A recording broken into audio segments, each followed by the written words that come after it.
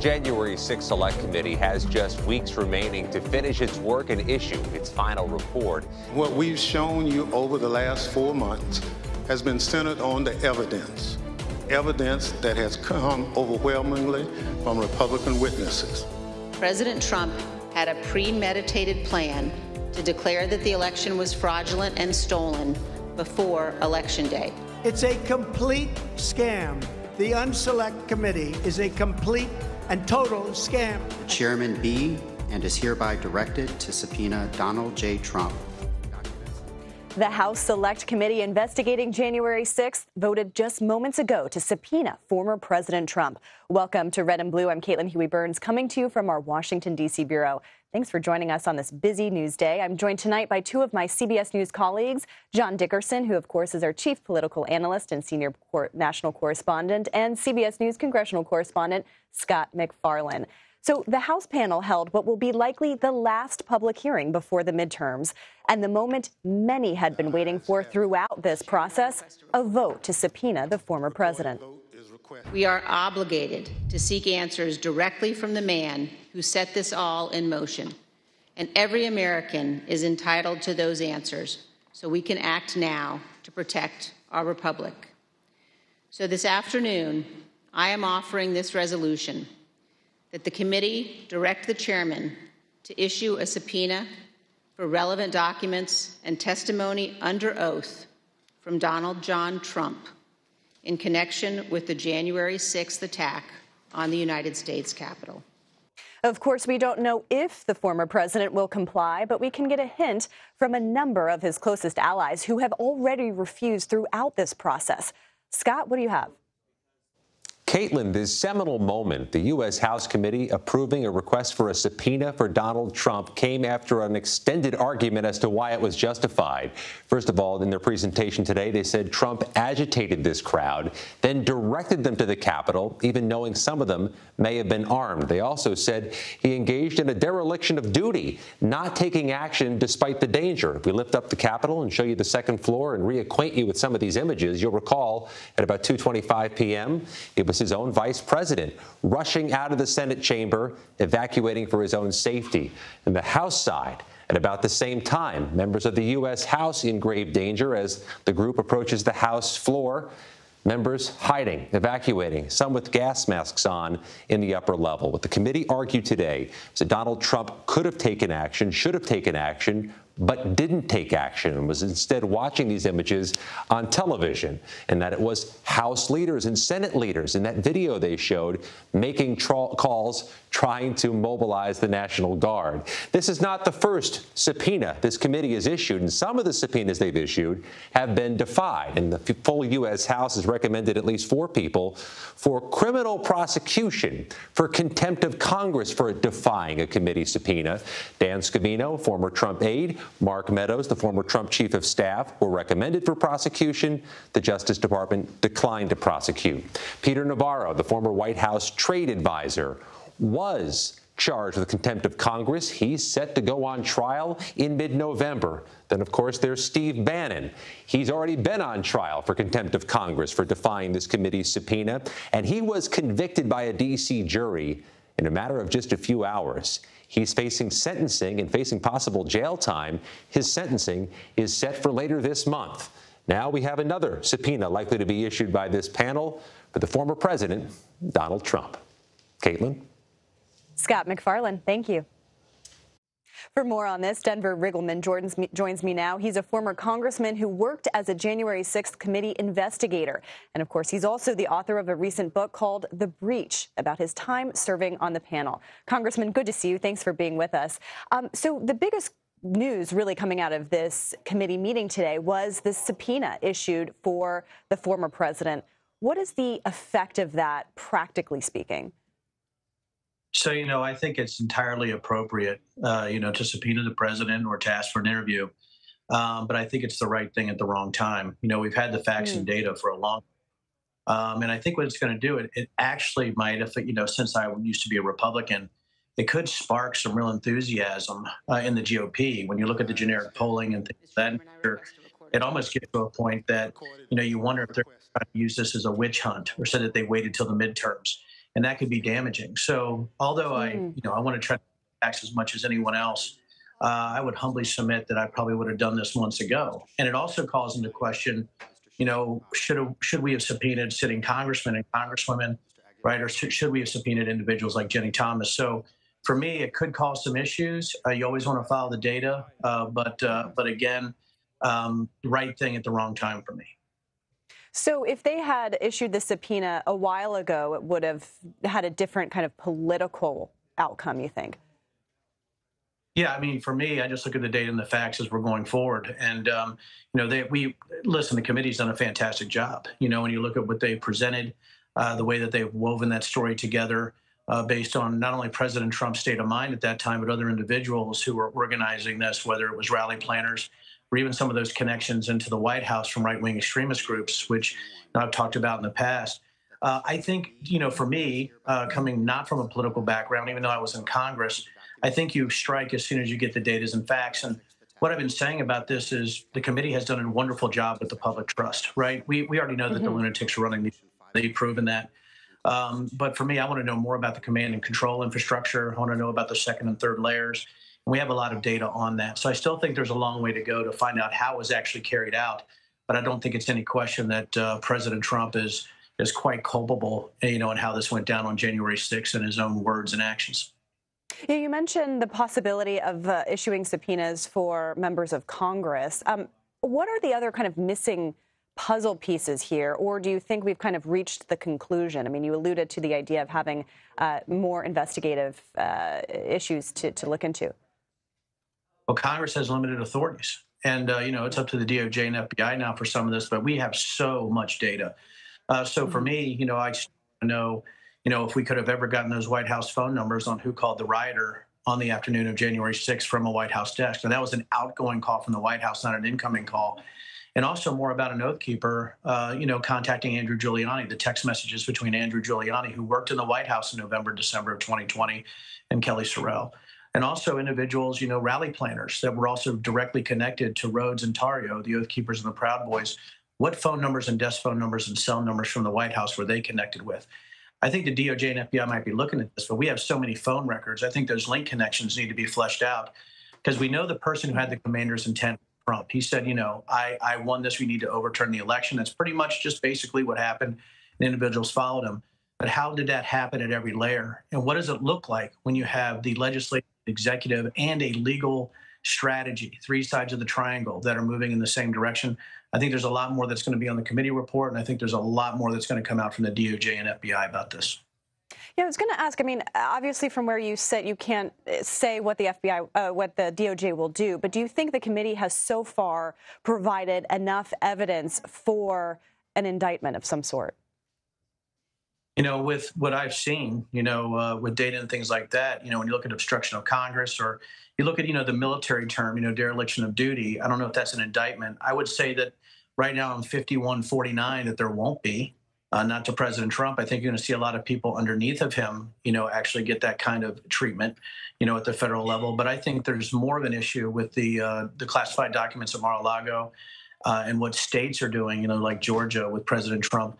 And at this level, at those levels, I think there's absolutely a possibility. But I would be surprised to see an indictment come out of this. But again, there's so much data and there's so much there that I'm aware of, that it wouldn't surprise me completely. But I think it's 41-49 against, based specifically on January 6th. Yeah, we'll see what the consequences are through the midterm elections. Denver Riggleman, Congressman, thank you so much for your time. We appreciate it. Thank you. And for more, John Dickerson joins us now. Good to see you, John. Thank you. So the former congressman was essentially saying that he's concerned that the timing of the subpoena might look political. And we're actually now just hearing from Donald Trump, who weighed in on Truth Social, essentially saying, why didn't you ask for this months ago? What do you think is going to be the impact of this subpoena? Well, I think the impact of the subpoena will be that it keeps this conversation going a little bit more in terms of as the fight takes place over the subpoena and whether the president's going to answer it or not. I think it puts the question before all other Republicans. Is this a worthy use of the committee's time? Has the president done anything or failed to answer questions that make him worthy of a subpoena? So I think it extends the work of the committee between its last hearing and its official report. And depending on who owns the conversation, it is either a legal spat about a subpoena or it is a conversation about what's at the heart of what's being asked, which is how much did the president do to initiate the events of January 6th. Yeah, and kind of to that point about what the whole point of these hearings have been, and now this is probably the last one we'll see for a while, if not the last. Liz Cheney had a very interesting, kind of succinct statement at the beginning that I want to play a bite of for our audience and talk about it. Why would we assume that those institutions will not falter next time? A key lesson of this investigation is this: our institutions only hold when men and women of good faith make them hold, regardless of the political cost. So she's essentially saying we have to have accountability so that this doesn't happen again. I mean, is that the takeaway from these hearings? It is, because as horrific as the events of January 6th are, there is a hero's story, which is all those people, big and small, who stood up against enormous pressure to do the wrong thing, and they did the right thing. And government cannot go forward with it filled only with people who do the wrong thing. And so her argument is that you need people like that who stand up. And if the end, there are a lot of people looking at these hearings and saying, oh, if only Donald Trump had gone further, if those who supported his scheme had gone further because they want to be in power. You can't run a democracy that way. And so this is still a live question that she's raising and saying, unless people point to this and say Donald Trump needs to be held accountable, those who enable him need to be held accountable, then if it's not considered important enough to protect democracy, then nobody will protect it the next time it's threatened. Right, exactly. And I think another really stunning part of all of this is, and Benny Thompson kind of alluded to this, is that most of the evidence that we've seen has been presented from Republicans. And so I'm curious, we're heading into the final stretch of the midterm election year. Has there really been any sort of political consequence for the former president or for his party? I mean, he's been endorsing lots of candidates. They've been successful in some primaries, and some of them are still touting these false election claims. Well, by the transitive property, you could argue that, well, think of it this way. As you say, more than half, according to the Washington Post, of the people running share the president's belief in the lie that the election was stolen. So it has become, for a lot of people, the route to success to believe this. So instead of recoiling from the events of January 6th, there are those who are moving closer to it. So in that sense, the Republican Party has embraced this. The Republican National Committee called January 6th legitimate discourse. So, in fact, the party itself has moved closer to Donald Trump and the events of January 6th than it has recoiled from it. You've seen leaders like Kevin McCarthy, who was very upset about the events of January 6th, not so much anymore. If Republicans win by holding that position, then what will be the biofeedback? It will be that there's no penalty to basically either ignoring or even embracing some of what January 6th was about. Yeah, and we were wondering kind of what new information would come from this hearing, and I was stunned by that video that we saw of lawmakers from both parties, congressional leaders. You had Mitch McConnell and Chuck Schumer huddled together, pleading for help. I'm curious about your reaction to that. Well, that was one thing. You rarely see lawmakers in unguarded moments like that. We are so used to hearing all the lawmakers in that room give us prepackaged and freeze-dried comments, and this was them searching anywhere they could to be protected themselves and their staffs from the assault that President Trump encouraged. And so it was just a raw political moment we don't usually see. The other important thing about that, though, is while they were feeling imminent threat, Mike Pence was feeling imminent threat as well in another part of the building, or they were also actually in different places. The point there is that this is one of the two instances where President Trump knew there was danger and knew that he could either turn the wheel towards safety or turn it towards danger. He knew Mike Pence was under threat, and he issued a tweet that made him more under threat.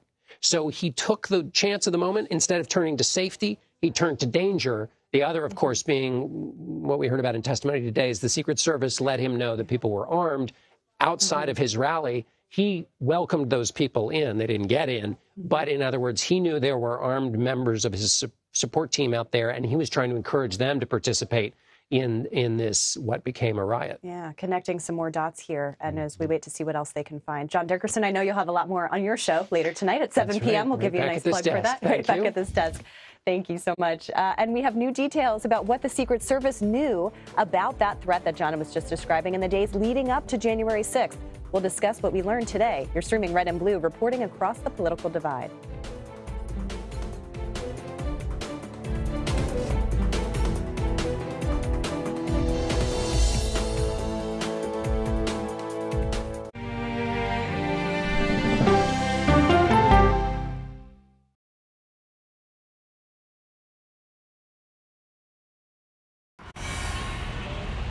You ready? A generation of kids opens up on CBS Reports. I just want to be like a regular kid. Their world, their struggles, their voices. What if I was white? A lot of people like to call names and make you feel ashamed for being proud of who you are. Now streaming free speech. It's evident that there's a wave of censorship across the nation. Angry partisan debate in schools. College campuses have not been a place of intellectual diversity for the longest time now. Are loud voices silencing a generation. I don't feel comfortable speaking out. I started to realize I wasn't even discussing stuff in class. I was keeping all my thoughts to myself. Are the kids all right? Free speech. Now streaming on the free CBS News app. An original documentary from CBS Reports. Tensions rising between a powerful country and a vital island. The supply of this technology came grinding to a halt. The world would grind to a halt. Absolutely. As Taiwan faces threats and aggression. Taiwan is on the front line, and we understand our responsibility as a democracy. We cannot fall. CBS News examines whether they can defend themselves. Putin, Ukraine, China, Taiwan, there are manifestations of the battle between autocracy and democracy. And that is a fight that we're all engaged in. Defending Taiwan, now streaming on the free CBS News app. What are the words you would use to describe the Queen? Kind, caring, and a nice lady. I'm here for you. America needs drivers. And we're here to help. What are you learning from Girls on the Run? Never give up and to always keep trying. You can see fire and rescue is up. They're doing wellness checks when people are trapped inside their homes. We're going to be okay. We're going to make it.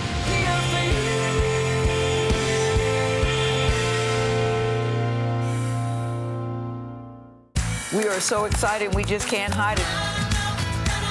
Drew Barrymore. Hi, guys. Mayor Savino. Miss Lopez and Mr. Maluma are Reggie. It's the Fonz. His name is Henry. I know. It's all right. One question. How often do you consume cannabis? CBS mornings are, well, everything your morning should be. Is this a date or are we just friends? Here we are, your favorite morning people. CBS Mornings, starting at 7. This email, for example, was an alert that the Secret Service received on December 24th with the heading, "Armed and Ready, Mr. President." According to the intelligence, multiple users online were targeting members of Congress, instructing others to march into the chambers on January 6th and make sure they know who to fear. Welcome back to Red and Blue. I'm Caitlin Huey-Burns. Congressman and January 6th committee member Adam Schiff said earlier today that Secret Service agents anticipated the eruption of violence on January 6th. He said top Justice Department and FBI officials received intelligence indicating people were traveling to Washington, D.C. with plans to attack the Capitol in the days leading up to the riots. Joining us now for more on all of this is A.T. Smith. He's the former deputy director of the Secret Service, and he currently serves as a security and investigations consultant, and, lucky for us, is a CBS News law enforcement analyst. A.T., good to see you. Thanks for being here. Thank you for having me. So we were all wondering what new evidence we would see from these Secret Service documents released by the committee today. What exactly did we learn?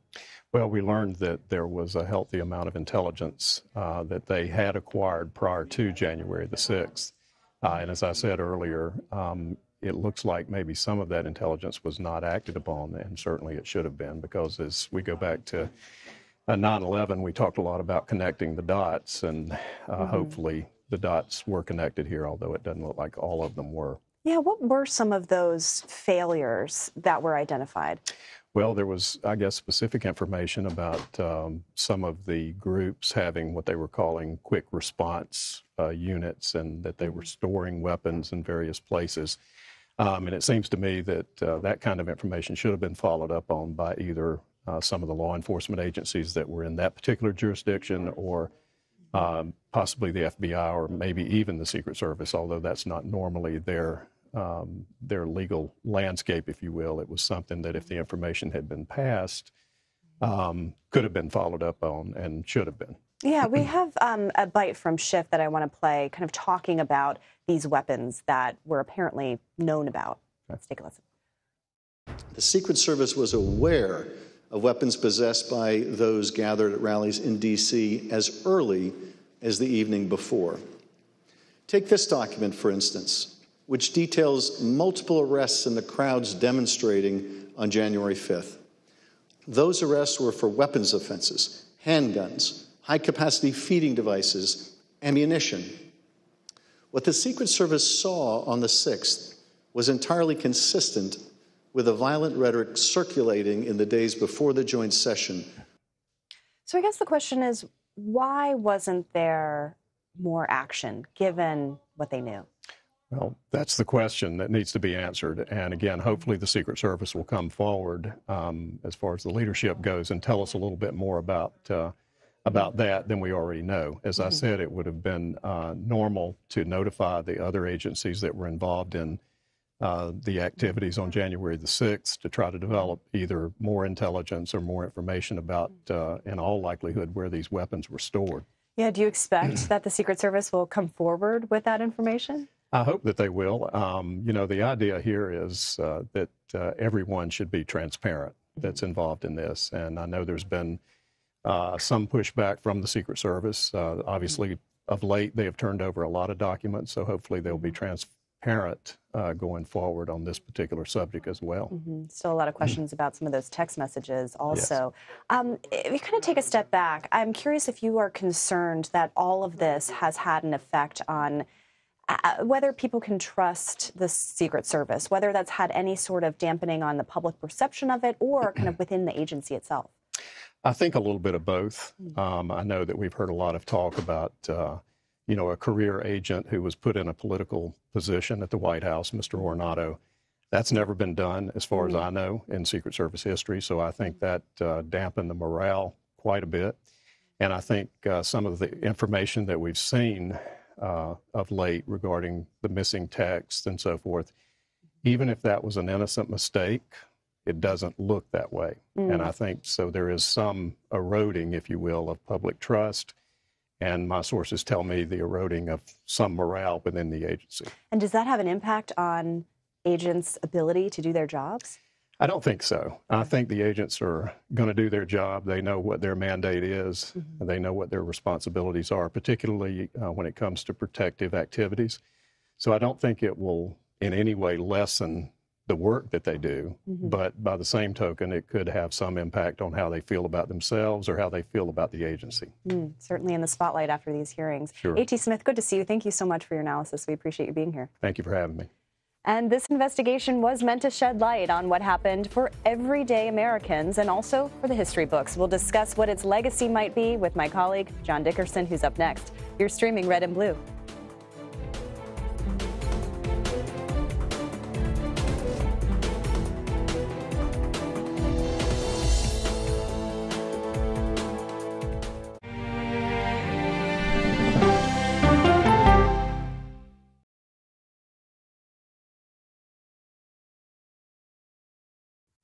An original CBS Reports documentary. Yoga and wellness has become a place of anti-science. Online clickbait. The algorithms feed you content based upon your own fantasy. Potentially at my peril. There's no question about it. Spreading digital disinformation. Their entire yoga studio and spiritual community got so embedded in all of the QAnon stuff that it became this sick place. Why pro-health people are fertile ground for anti-science messages. We can just go into the whole mask thing. A lot of us just believe that's symbolism for silencing people. People are locked in this mindset. They've been taught to accept what the medical doctors say. No longer are you going to be willing to take any medical advice. It's a big problem that we urgently need to address. An original CBS Reports documentary streaming now.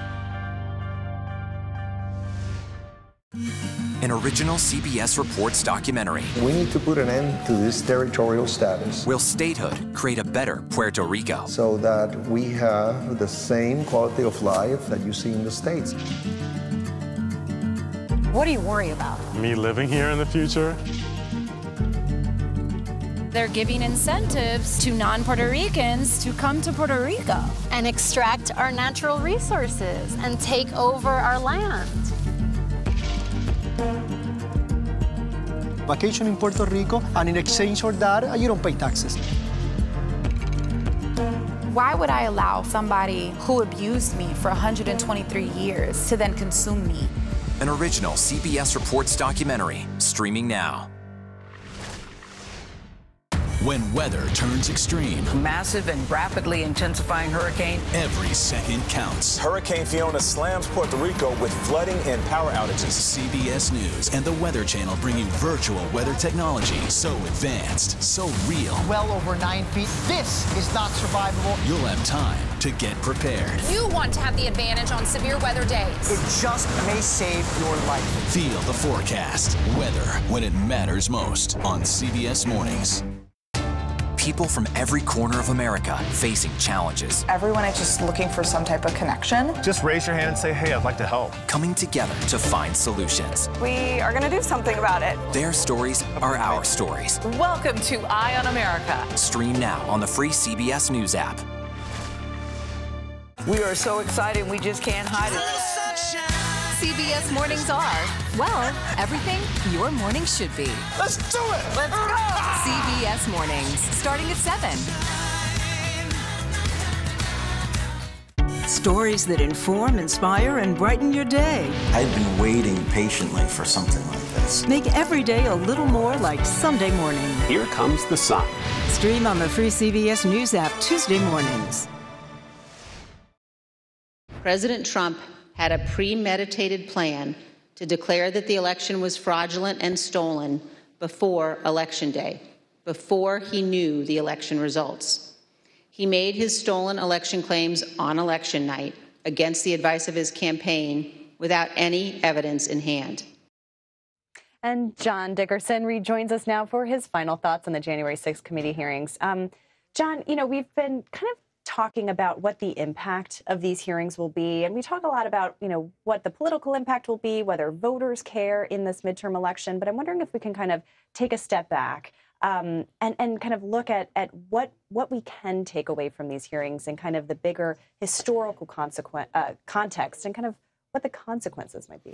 So it appears that we had a highly consequential set of hearings at a time where partisanship is so locked up that people believe what they believe when they came in and they believe it coming out. Yeah. And it's a mistake, as you know, to think that those who vote in elections are rendering a verdict for the whole country's opinions, and especially in non-presidential years when the people who vote tend to be the most partisan. So those are, whether the hearing was successful and what people think in the elections are kind of two totally separate things. I think what made this a useful hearing compared to a lot of the ones that you and I have seen is that it actually discovered new information. So that's one thing. But then the new information came from Republicans. So to the extent that this was seen as a partisan exercise, the voices repeatedly were the president's closest aides, the people in the bunker with him. And that elevates, that's right, people he hired and hasn't yet fired. I mean,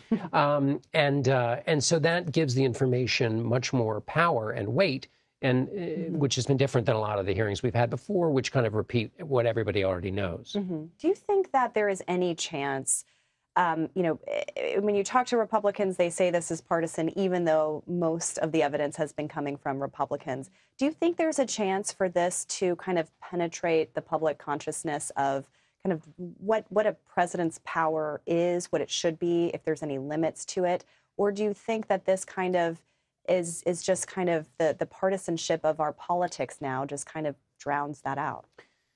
Well, I think once history gets a hold of this, and the further we get away from this moment, which is that if you're a Republican, you essentially have to stick by Donald Trump, or else you end up like Liz Cheney. You get drummed out of office. So if you want to have a future in the Republican Party, you have to basically wave away these hearings. But once history detaches the immediate political future of Republicans from what was recorded in these hearings, history will shine a bright light on the fact that this is the first time the most powerful person in America sought to undermine an election.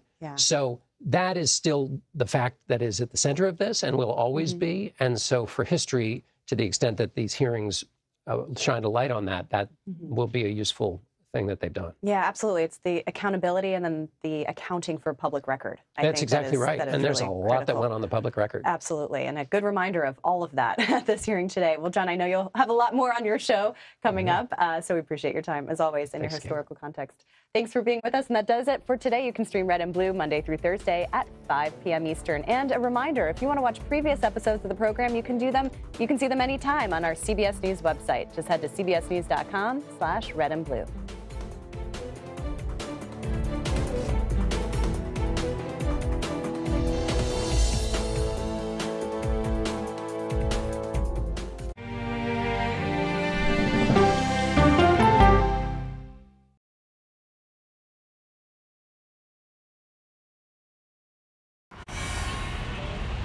You ready? A generation of kids opens up on CBS Reports. I just want to be like a regular kid. Their world, their struggles, their voices. What if I was white? A lot of people like to call names and make you feel ashamed for being proud of who you are.